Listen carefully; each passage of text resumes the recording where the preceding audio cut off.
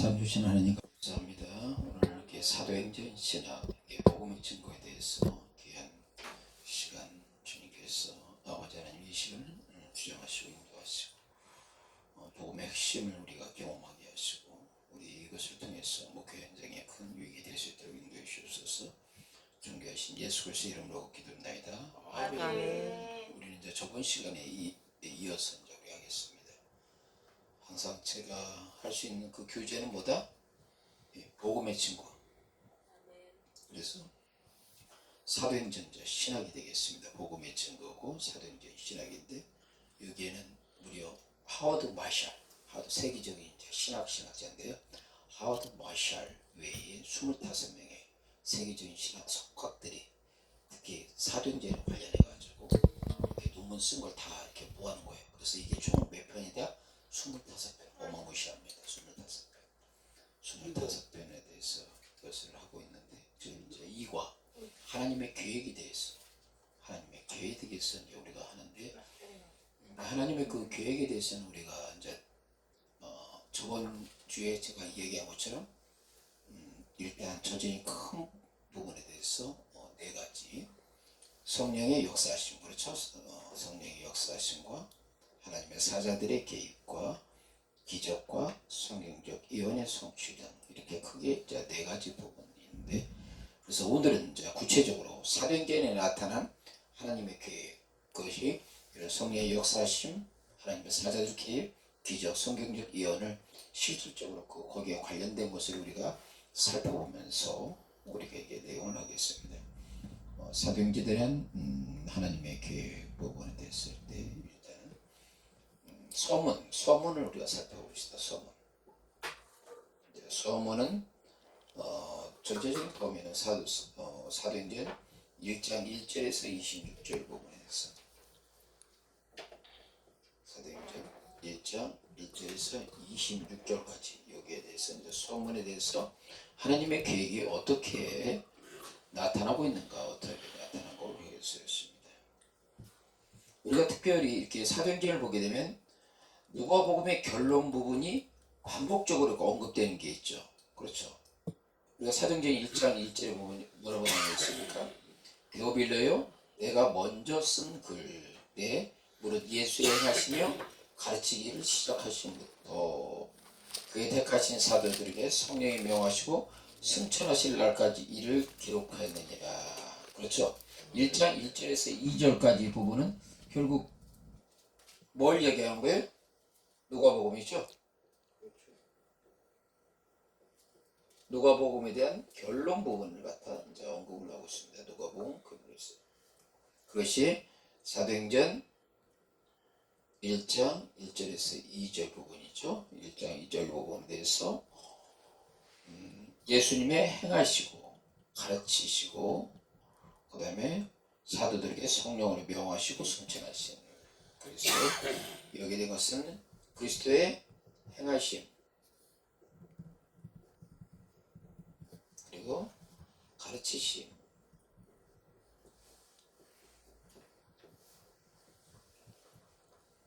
그리고 승천 부분에 대해서 이 부분들이 언급되고 있습니다. 이것이 전체적으로 뭡니까?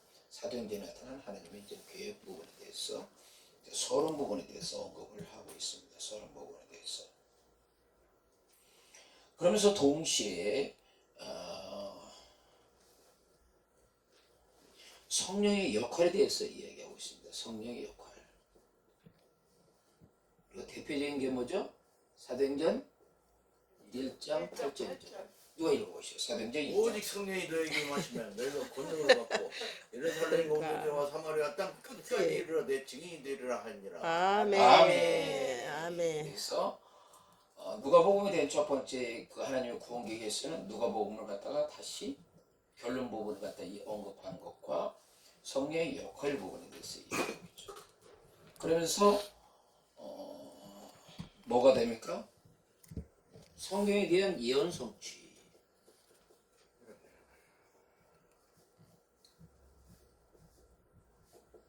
성경에 대한 예언의 성취 부분에 대해서 우리가 살펴봅시다. 성경에 대한 예언의 성취. 그것이 1장 16절. 사도행전 1장 16절. 형제들아, 성령이 다윗의 입을 의탁하사 예수 잡는 자들의 지루한 유다를 가리켜 미리 말씀하신 성경이 응하였으니 마땅하도다. 그렇죠. 미리 말씀하신 성령. 그 다음에 성경. 성경. 그 다음에 1장 20절 시편 언급이 있죠. 시편에 기록하였으되 그의 거처로 황폐하게 하시며 거기 거하는 자가 없게 하소서 하였고 또 일렀으되 그 직분을 타인이 취하게 하소서 하였도다. 여기서 보니까 시편 69편 25절과 시편 109편 8절 말씀 이 부분들이 여기 인용하고 있죠. 그래서 성경에 대한 예언 성취 부분에 대해서 우리가 여기에 있는 사도행전 1장 20절 사도행전 1장 20절은 시편 어디에 언급되고 있습니까? 시편 69편 25절. 누가 시편 69편 25절 한번 읽어보실래요? 시편 69편 25절과 시편 109편 8절. 저희 거처로 황폐하게 하시며 그 장막에 거하는 자가 없게 하소서. 그 다음에 시편 109편 8절.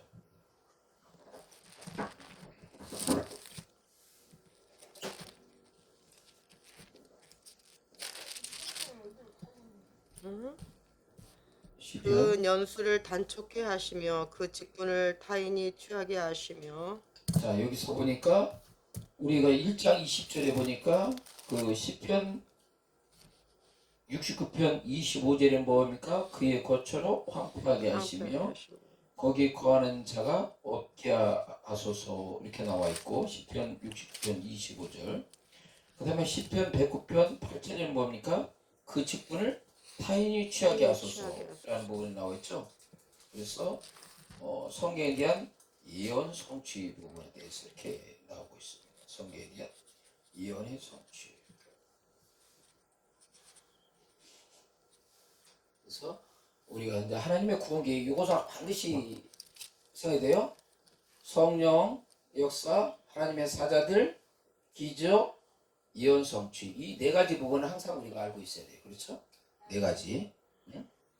성령의 역사, 그다음에 또 무엇이가 하나님의 사자들, 기적, 성경에 대한 예언. 이제 이 네 가지 부분을 관점으로 해서 우리가 사도행전을 들어가 보자는 얘기입니다. 어떤 관점에서 하나님의 계획에 대해서 관점에서 특별히 구원 계획에 대해서 우리가 한번 살펴보자는 얘기죠.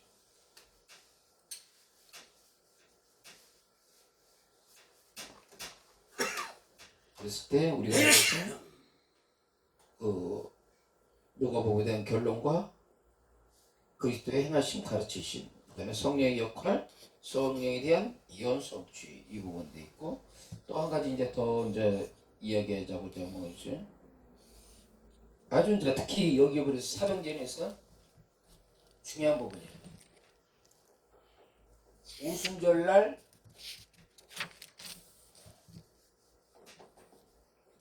나타난 초자연적인 역사죠. 이게 아주 중요한 부분이에요. 이게 사도행전에서는 무엇보다도 이게 아주 중요한 역할을 하고 있습니다. 오순절에 나타난 초자연적인 역사입니다. 오순절에 나타난 초자연적인 역사. 그것이 사도행전 2장 1절에서 3절 부분이 나오고 있습니다. 사도행전 2장 1절에서 4절. 누가 한번 읽어보세요. 이제 이것이 이렇게 이 내용을 들어가고 이제 여기 이제 연결 지점이에요. 오순절날에 이미 이름에 저희가 다 같이 한 곳에 모였더니 우연히 하늘로부터 급하고 강한 바람 같은 소리가 있어 저희 앉는 온 집이 가득하며 불의 혀같이 갈라지는 것이 저희에게 보여 각 사람 위에 임하였더니 저희가 다 성령의 충만함을 받고 성령이 말하게 하심을 따라 다른 방언으로 말하기를 시작하니라. 아멘. 아멘. 이것이 결국 어떤 거하고 관계된 거죠? 요엘서 2장 28절. 2장 28절. 2장 28절. 누가 읽은 것이요? 요엘서 2장.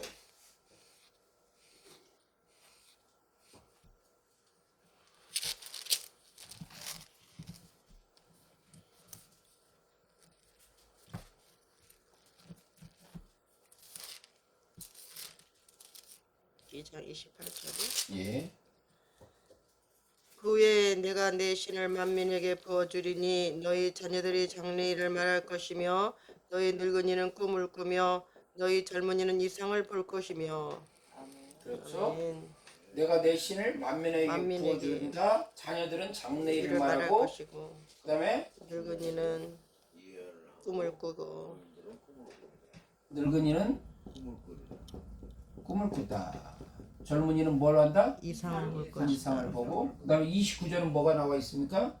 그때에 내가 또 내 신으로 남종과 여종에게 부어줄 것이며 그렇죠. 남종과 여종에게 부어준다. 그렇죠. 그래서 두 가지 그래서 이것이 바로 오순절에 나타난 초자연적인 역사에서 이게 이제 나타나는 부분이에요. 그러니까 오순절에 나타난 이 성령의 역사는 하나님의 구원 계획과 밀접한 관계가 있는 거죠. 그렇죠? 밀접한 관계 있고 구약 성경 부분에서 선지자들이 예언한 부분하고 관련성이 있는 부분을 우리가 이제 접근할 수가 있습니다.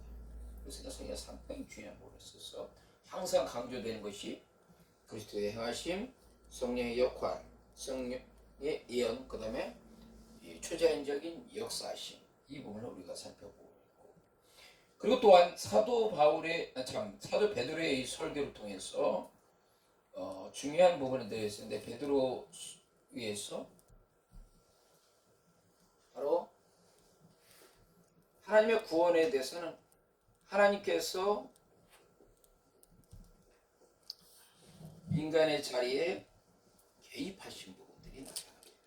하나님께서 드디어 마침내 개입을 하십니다. 역사의 현장에서 개입하신 그 역사의 현장 개입하시는 것이 바로 사도행전 2장 14절에서 22절까지 사도행전 2장 14절에서 21절 부분에 대해서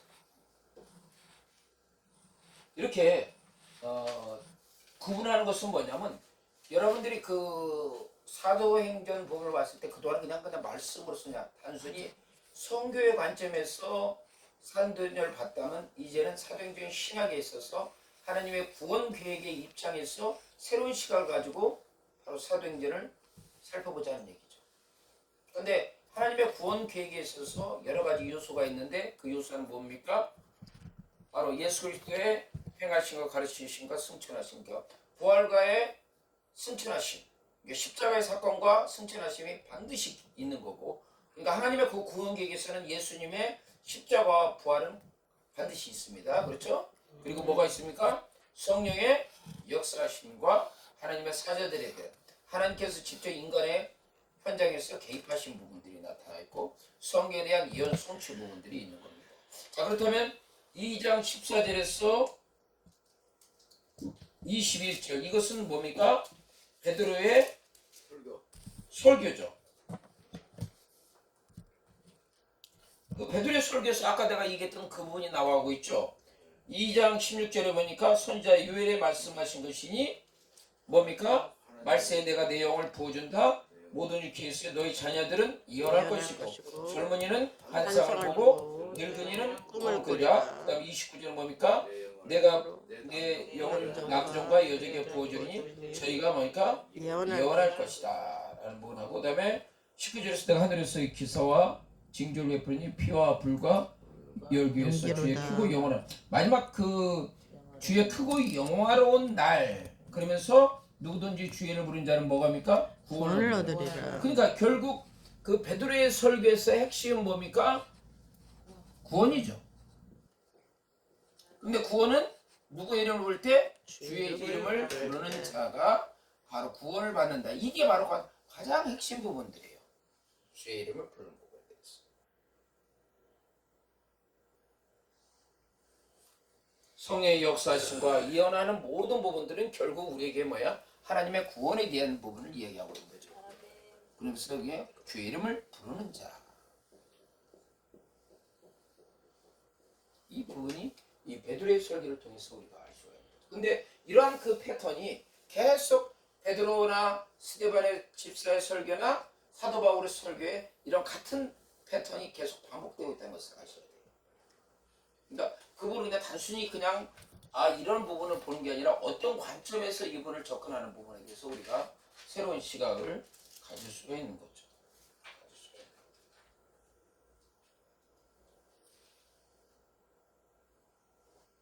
그래서 지금까지 하는 부분들은 계속 그 하나님의 구원에서는 이런 관점에서 반복되는 부분을 우리가 이제 살펴볼 수가 있습니다.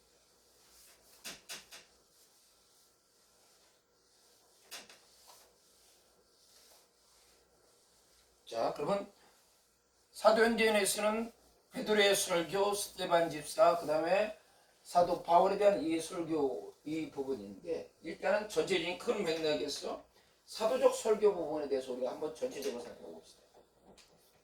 사도적 설교 부분을 보고 나중에 이제 세부적으로 이렇게 구분을 하게 되는데 사도적 설교 부분에 대해서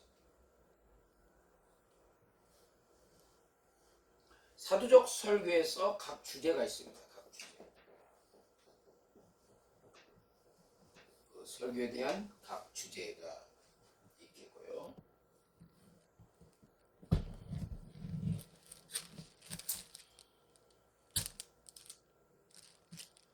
그 주제에서도 항상 여기서도 강조되는 것은 뭐니까 성경 예언이죠. 성경 예언에 대한 성취입니다. 그럼 이 성경 예언에 대한 성취 부분이 어떤 관점을 있냐면 이것의 연속성 관점에서 살펴봐야 돼요. 연속성.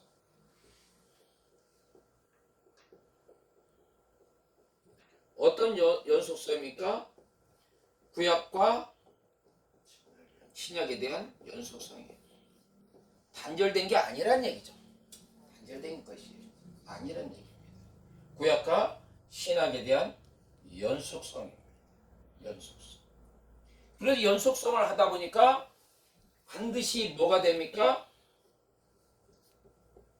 구약 예언이 성취 부분을 이야기한 거죠. 그 성취를 하다 보니까 이게 뭐니까 인용하는 거죠.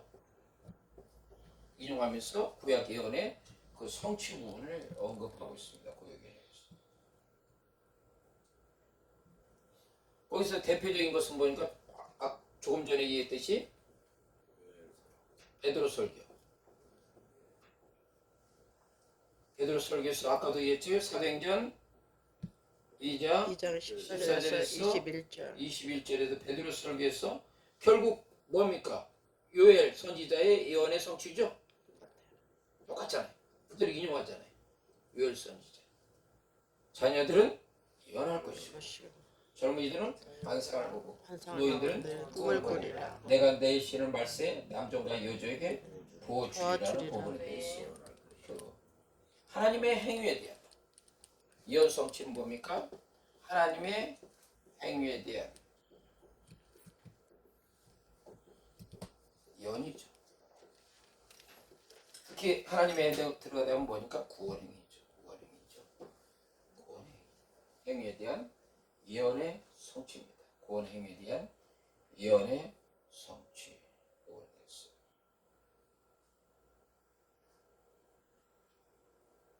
그 베드로의 설교가 아까도 사도행전 2장 14절에서 21절뿐 아니라 여기 또 찾아보시면 사도행전 5장 32절 누가 찾아보시죠. 5장 32절 그리고 10장 38절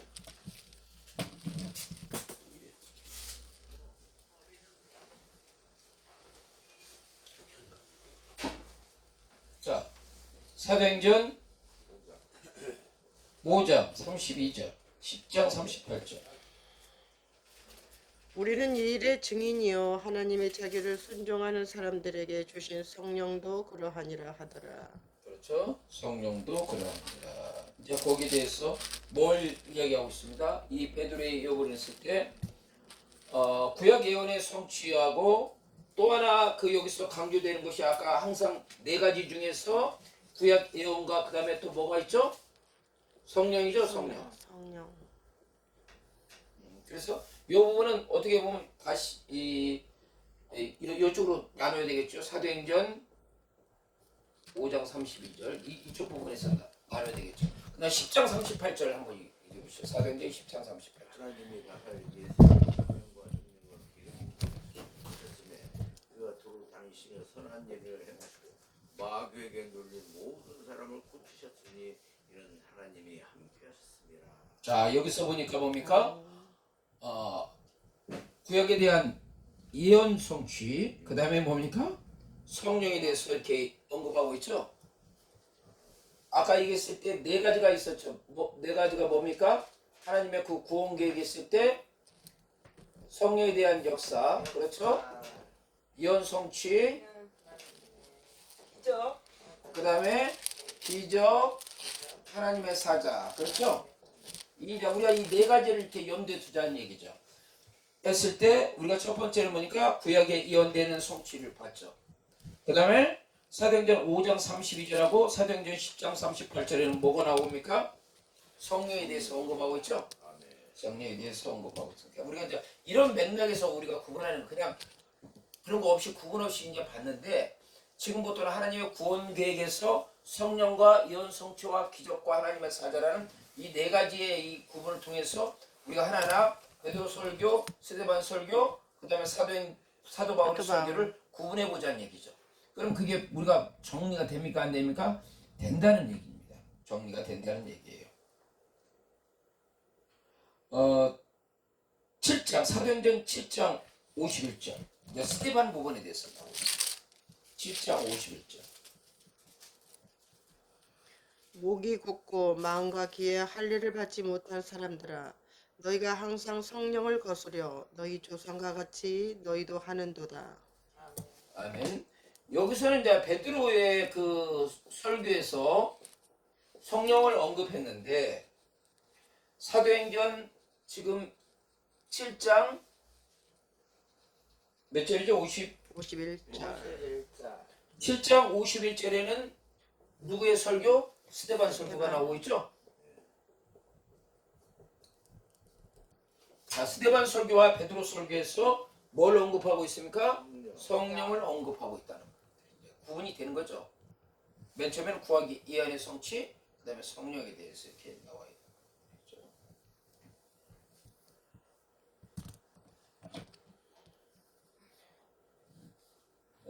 사도행전 20장 23절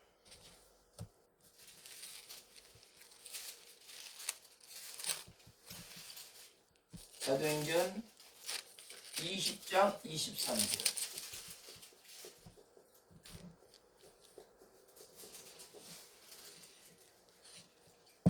오직 성령의 각성인에게 증거하여 절박과 환난이 나를 기다린다 하시나. 자 여기서는 누구의 설교죠? 사도 바울이죠. 자 우리가 성령에 대해서 지금 베드로에 대해서 언급한 것을 지금 구분했고 그 다음에 스데반 집사가 이야기한 것을 했죠. 그 다음에 누구? 사도 바울이 이야기한 것을 이제 구분해서 이야기했습니다. 그리고 또 하나 사도 바울이 얘기했던 것은 사도행전 28장 25절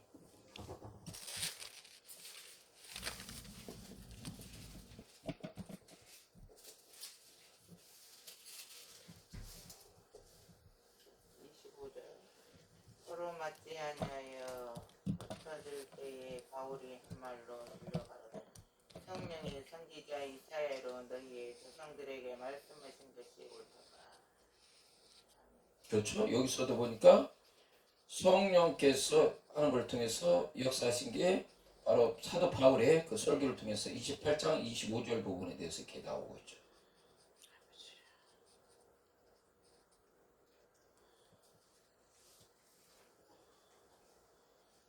그러니까 우리가 항상 성령과 예언 성취와 기적과 하나님의 사자, 이 하나님의 그 구원 계획에서 이 네 가지 부분을 항상 우리가 살펴보고 필요가 있죠.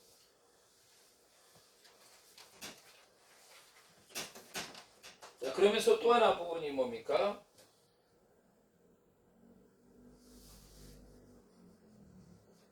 베드로의 바이샤라.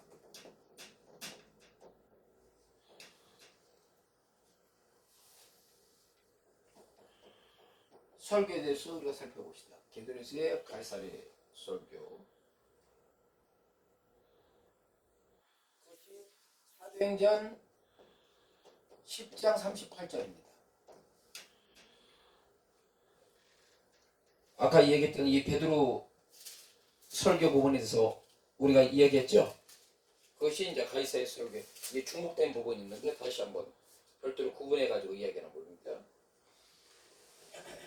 하나님이 나사렛 예수에게 성령과 능력을 기름 붓게 하셨으니 제가 돌아다니시며 착한 일을 행하시고 마귀에게 눌린 모든 데를 고치셨으니 이는 하나님이 함께 하셨습니다. 그렇죠. 여기서 보니까 가이사랴 그에서 설교하는 것은 무엇입니까? 바로 하나님께서 나사렛 예수에게 뭘 분다? 성령과 능력. 능력을 기름 붓도 있고 기름 붓듯 부으신다.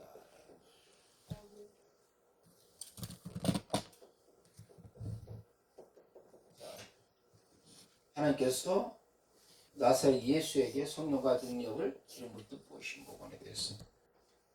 그러니까 여기서 보면 성령께서 나타나는 것으로 구분했을 때 베드로와 스데반과 사도 바울에 대한 이 부분들을 우리가 이제 구분해서 하는 부분들이고, 특별히 여기서 베드로의 가이사랴 설교에서는 나사렛 예수라는 그 관점에서, 나사렛 예수의 관점에서 하나님께서 바로 성령과 능력을 기름 붓듯 부으신 부분을, 이 부분을 이렇게 언급한 걸로 알 수가 있습니다. 그래서 이제 우리가 사도적 설교에서 이렇게 구분하는 거예요.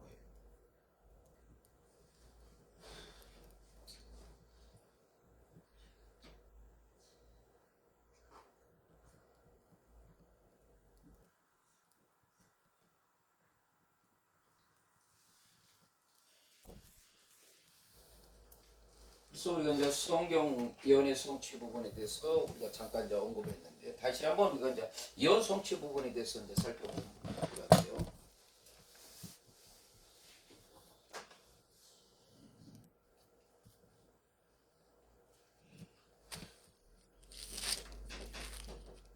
이제 성취의 관점에서 이제 이번에는 보는 관점이냐면, 어떤 관점에서 우리가 살펴보냐면, 성경 예언이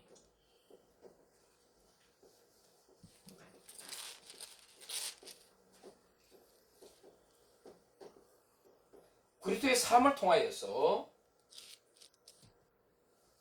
성취됐다는 거죠. 이게 상당히 중요한 부분입니다. 성경의 예언이 그리스도의 삶을 통해서 성취됐다. 아까 관점에서 우리가 성령에 대해서 좀 이야기하는 관점인데, 이제는 하나님의 그 구원 계획의 관점에서 봤을 때 사도행전에서 나타난 것을 보게 되면 성경 예언이 그리스도의 삶, 인카네이션, 성육신하신 그리스도의 삶을 통해서 성취됐다는 부분에 대해서 이제 중요한 시사점을 얻습니다. 예수 그리스도의 삶을 통해서 바로 성취가 됐다는 부분이죠. 아멘이요. 자, 그러면 사도행전 26장 22절을 한 번 더 읽어보시죠. 사도행전 26장 22절. 사도행전 26장 22절.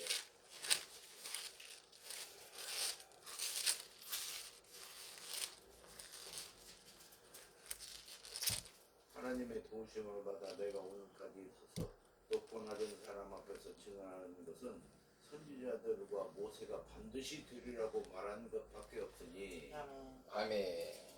그래서 사도 바울이 이제 자기 변화하는 부분인데요. 그렇죠? 사도 바울이 이제 자기 변화한 부분들이 있는데, 그것이 사도행전 26장 22절에 보니까 선지자들과 모세가 반드시 되리라고 말한 것, 그것은 되리라고 말한 것 뭡니까? 자, 아까 여기서도 얘기했듯이 선지자 예언이 누구에 통해서? 그리스도의 삼위라고 그랬죠. 자, 선지자들과 모세가 말한 겁니다. 근데 뭐야? 반드시 되리라고, 이루어지리라고. 이 핵심 뭡니까? 바로 그리스도의 고난이라는 얘기죠. 그리스도의 고난. 이것이 바로 성취된 부분들이죠.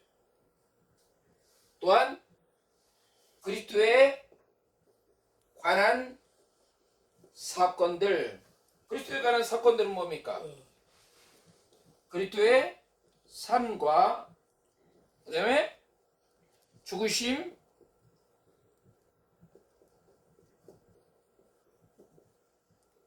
부활하심,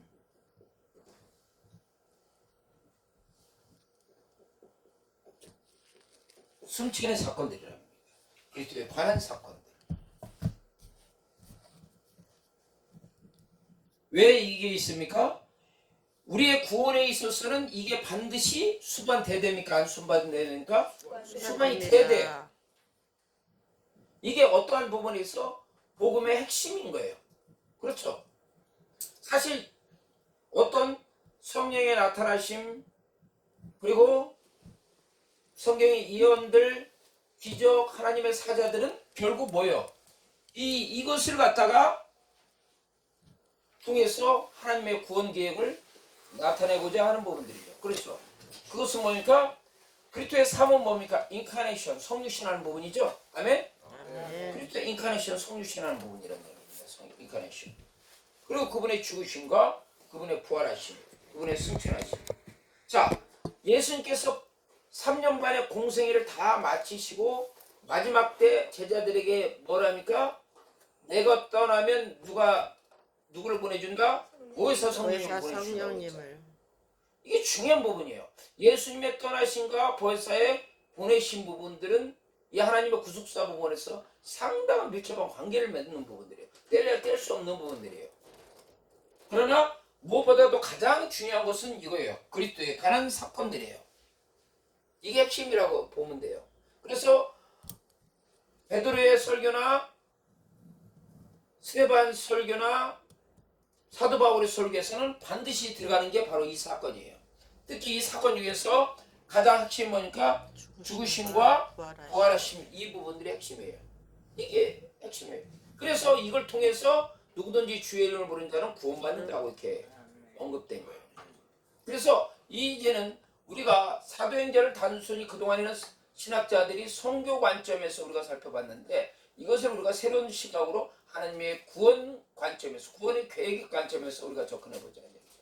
하나님의 구원의 그 계획이나 이 관점에서는 반드시 나타나는 것이 아까도 얘기했듯이 바로 예수님의 삶과 죽으심과 부활하심과 승천과 그 다음에 뭔가 성령의 나타나심, 그 나타나심이 뭐예요? 오순절에 성령 강림을 통해서 시작되는 부분들이에요. 그렇죠? 그리고 그걸 통해서 하나님께서 뭐니까 하나님의 사자가 나타난 부분들이 나타나고, 그래서 거기에 반드시 수반되는 것이 무엇입니까? 미러클, 기적이라는 얘기죠. 근데 그런 그 기적이 기적 자체가 목적이 아니라 그걸 통해서 뭡니까? 하나님의 구원 부분들이 수반되는 거죠. 그 역할을 한다는 얘기죠. 이 부분들이 서로의 상호 관계성을 맺고 있다는 부분들에 대해서 우리가 살펴볼 필요가 있는 거죠.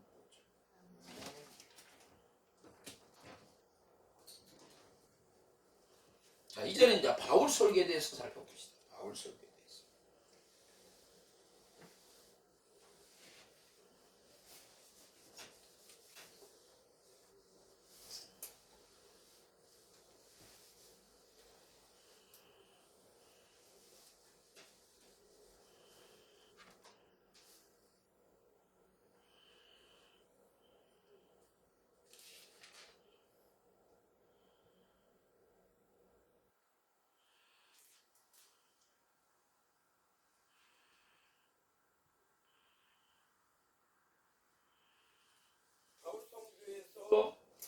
사도행전 13장 33절에서 35절.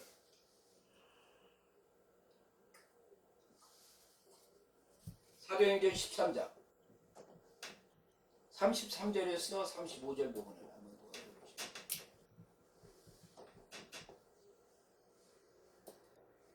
33절에서 25절이요? 35절.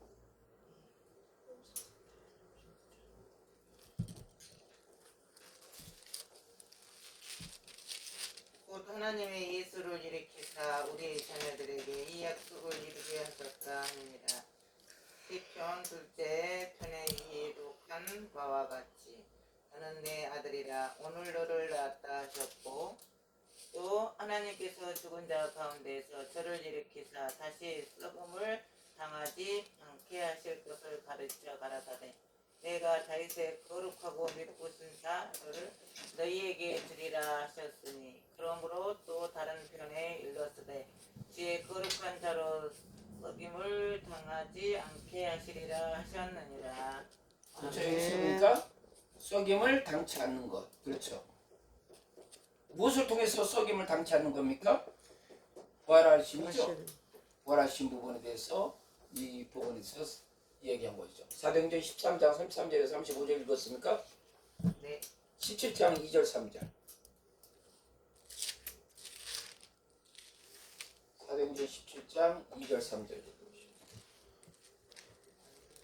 바울이 자기의 규례대로 저희에게로 들어가서 새 안식일의 성경을 가지고 강론하며 뜻을 풀어 그리스도가 해를 받고 죽은 자 가운데서 다시 살아야 할 것을 증명하고 이르되 내가 너희에게 전하는 것이 예수가 곧 그리스도라 하니. 자, 여기서도 보니까 그리스도가 해를 받는 것, 그 다음에 뭡니까? 죽은 자 가운데서 죽은 자 가운데서 다시 살아야 할 것을. 다시 사심, 이게 나와 있죠. 아멘. 그래서 결국 이게 보면 베드로와 바울의 설교에 대해서 핵심 뭡니까? 예수 그리스도의 십자가에 죽으심, 해를 받으심, 그렇죠? 그 다음에 다시 사심, 이게 핵심으로 들어가는 거죠. 그렇죠? 이 부분들이 핵심으로 갈 수가 있습니다. 사도행전 3장 21절 읽어보시죠. 사도행전 3장 21절. 하나님이 영원 전부터 거룩하신 선지자의 입을 의탁하여 말씀하신 바 만유를 회복하실 때까지 하늘에 마땅히 그를 받아들이라. 그것만 이해하면 안 되니까 저기 20절. 또 주께서 너희를 위하여 예정하신 그리스도의 곧 예수를 보내시니. 예수를 보낸다. 여기서 보면 이제 여기서도 이제 결국 베드로 설교인데 3장 20절 사도행전 3장 20절에서 21절 부분에 대해서도 언급한 건 뭡니까? 예수를 보내시고 영원부터 선자의 일탕을 말씀하시면 만유를 회복할 때까지 하늘이 그를 마땅히 그를 받아들이라. 드리라. 만유를 회복하실 때까지.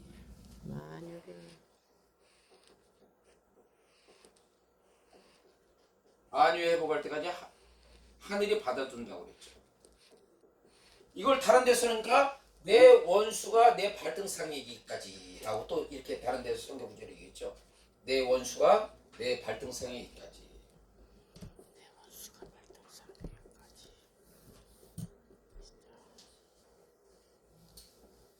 그것은 뭡니까?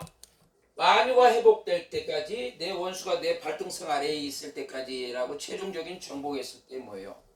그분이 예수 그리스도가 우리의 뭡니까? 구속자인 부분을 갖다 그 사역을 감당하신다라는 부분에서 우리가 알 수가 있는 거죠. 그렇죠? 근데 감당하시는 시점 보니까 만유가 회복되고 원수가 내 발등상에 이르기까지. 자, 그럼 우리가 여러분에게 질문을 던질게요. 그러면 예수님께서 마지막 원수가 완전히 예수 그리스도의 발등상에 이르고 만유가 회복될 때 그 다음엔 예수님께서 어떤 사역을 하실까? 궁금하지 않아요? 어마무시한 얘기예요. 궁금해요. 이건 보셔야 됩니다. 자, 이제 이것을 여기에 대한 해답이 바로 계시록 19장에 있습니다. 이 어마무시한 어머무시. 식구라고?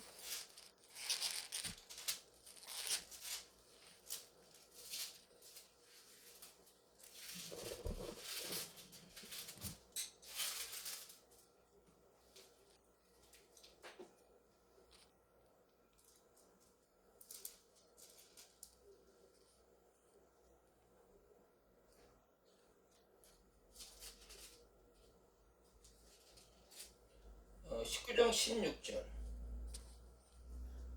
그것과 그 다리에 이름을 쓴 것이 있으니 만왕의 왕이요 만주의 주라하였더라. 그래서 아멘. 마지막 주 하는 부분에 대해서는 만왕의 왕 만주의 주로서 그 부분에 대해서 이렇게 나와 있는 부분들이 나와 있죠. 그 부분에 사역이 만왕의 왕과 만주의 주로서. 그리고 이 예수님께서의 이 세상을 완전히 회복하시고 원수가 발등상에 있으면 이제 예수님은 어떤 구속자로 부분에 대해서 이런 사역이 아닌 우리가 보면 뭡니까? 우리가 계시록 보게 되면 어린 양의 그 부분에 대해서 그 사역을 감당하신 부분들이 나와 있고 마지막 뭡니까? 혼인잔치 때 그분이 신랑으로서 모든 백성의 신랑으로서 그리스도는 신랑으로서 그 부분에 대했을 때 영원한 새하늘과 새 땅 부분에 대해서 그 사역을 감당하고 계십니다. 만왕의 왕 만주의 주로서 이 부분들이 우리가 알 수가 있는 부분들이죠. 그래서 사도의 행전은 단순히 선교의 관점이 아니라 하나님의 구원의 관점에서 그 지평을 넓혀야 된다. 그렇죠? 하나님의 구원의 관점에서 그 지평을 넓혀야 된다.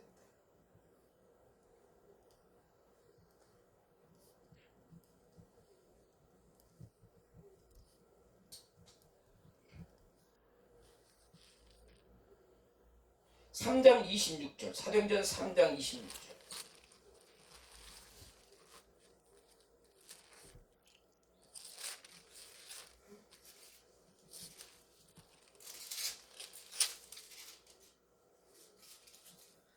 하나님이 그 종을 세워 복 주시려고 너희에게 먼저 보내사 너희로 하여금 돌이켜 각각 그 악함을 버리게 하셨느니라. 아멘. 3장 20절에 그래서 하나님께서 그 종을 세워서 복 주시고 너에게 먼저 보내서 너희라고 돌이켜서 각각 그 악함을 버리게 했다라는 부분이죠. 그러니까 여기서 사도행전 3장 26절 부분인 것은 바로 그리스도가 뭡니까? 이방인의 빛이 되게 하신 부분입니다. 이게 가장 핵심 부분입니다. 우리가 보면 누가복음에서 이 부분들이 언급됐습니까? 안 됐습니까? 누가복음 했을 때 그때 누굽니까? 시몬이 예수 그리스도를 봤을 때 보니까 이는 뭐야? 예수 그리스도가 뭐야? 이방인의 빛이라라는 부분이죠. 이방인의 빛이라. 이 관점이에요. 이 구원의 관점에서 이방인의 빛이랍니다. 이 빛을 통해서 보니까 이방인의 뭘 보고 악함을 제하려는 거예요. 이방인의 빛을 통해서 그러니까 악함 보니까 결국 죄죠, 죄. 응? 죄의 문제의 부분이에요. 근데 이 죄가 여기서 끝나는 게 아니에요. 로마서 11장 25절에 하나님의 구원을 통해서 이방인의 충만한 수가 차면 그 다음에 어떤 일이 발생하죠? 로마서 11장 26절에 보면 이방인의 충만에서 온 유대가 구원받는다고 그랬잖아요. 그 온 유대는 누구를 이야기합니까? 자, 예수님께서 인카네이션 성육신에서 이 땅에서 지상사역을 펼쳤을 때 공생했을 때 수많은 이스라엘 백성들은 구속사의 정점이신 예수 그리스도를 받아들였어요? 거부했어요? 거부했어. 그렇죠? 거부했단 말이에요. 그러면 거부했으면 그들은 뭐야? 구수사의 정점이신 예수 그리스도를 거부했으면 그들은 뭐야? 구원이 있어 없어? 없어. 자, 그럼 여기에 딜레마가 생기는 거야. 하나님께서는 아브라함을 선택해서 이스라엘 백성들을 세움을 통해서 그들에게 구원함을 베푸신다고 해서 안 베푸신다고 했어요? 베푼다고 그랬어. 근데 정작 그 구속사의 정점이 구원을 베풀 수 있는 구속사의 정점이신 예수님을 거부함을 통해서 하나님께서 이스라엘 백성들에게 구원을 베푸셔도 베풀 수가 있어 없어? 그래서 그 구원이 어디로 간 거야? 이방인한테 간 거야. 자, 이방인한테 가서 이방인의 구원받는 자가 충만한 수. 그건 뭐야? 이방인의 악함을 제한다고 그랬잖아. 누가? 예수 그리스도 통해서. 그러니까 예수를 통해서 이방인의 악함을 제해서 이방인의 충만한 구원받는 수가 찬다면, 그 다음에 하나님께서 이스라엘 백성들에게 아브라함을 선택했을 때 약속해서 안 했어. 했단 말이야. 하나님은 신실하시고 거짓이 없으신 분이라면 약속을 지켜야 돼. 그랬을 때 이방인의 충만한 수가 차면 그 위에 뭐가 버린 거야? 바로 이스라엘, 온 이스라엘 구원이 다시 시작되는 거야. 근데 시작될 때 그냥 시작돼? 아니지. 그들의 뭐를 없애야 돼? 죄를 없이 한 이 부분들이 구속사의 놀라운 부분들이 발생하는 거예요. 자, 로마서 11장 25절 26절 읽어봐요. 27절까지. 로마서 12장 이게 어마무시한 얘기입니다, 여러분들. 10장 몇 절이요? 11장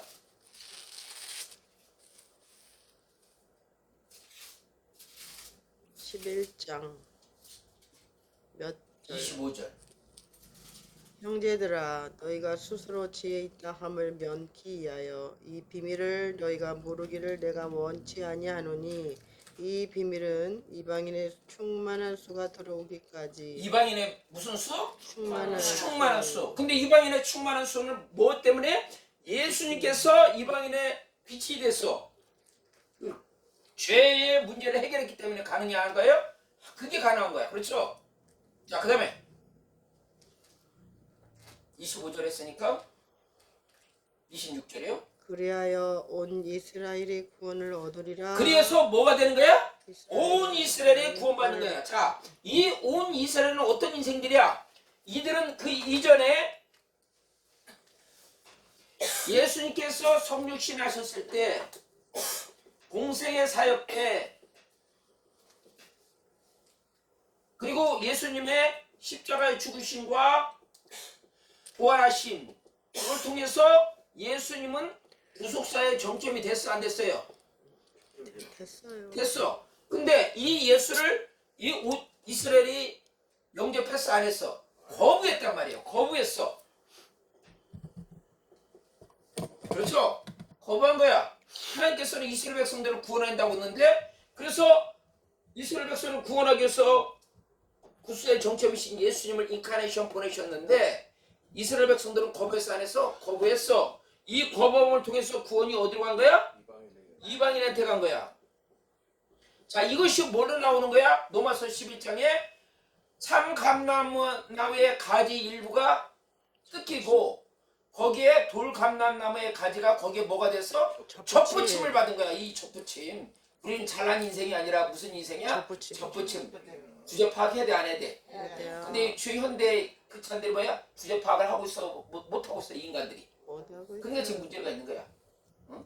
지금 참 감람나무도 지금 예수님을 받아들이지 못하여서 짜였는데 이 접붙임 받은 이 인생이 지금 주제 파악 못하고 지금 까불고 있는 거야.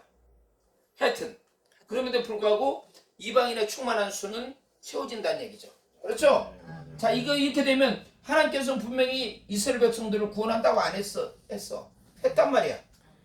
그러니까 그랬을 때에 이방인의 충만한 사과가 되면 온 이스라엘이 구원을 얻으리라. 아멘. 그러면서 그 26절 다시 한번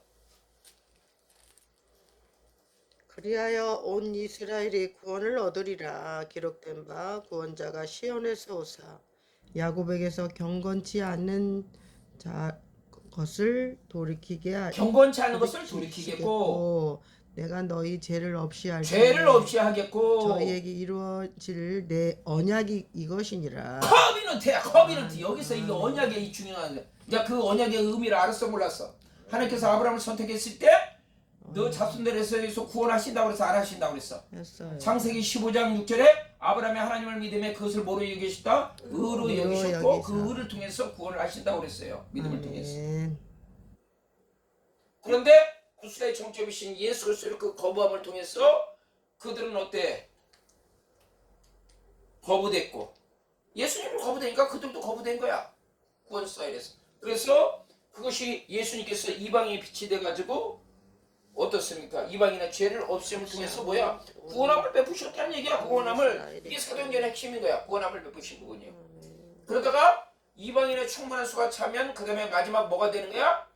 이제는 그 구원이 다시 온 이스라엘로 오는 거야. 구원자가 어디서? 시온에 와서. 시온 어디야? 예루살렘 있잖아. 하나님의 성전이 있는 데 아니에요. 와서 그들에게 경건치 않은 것을 돌이키게 하고 죄를. 그때는 뭐야?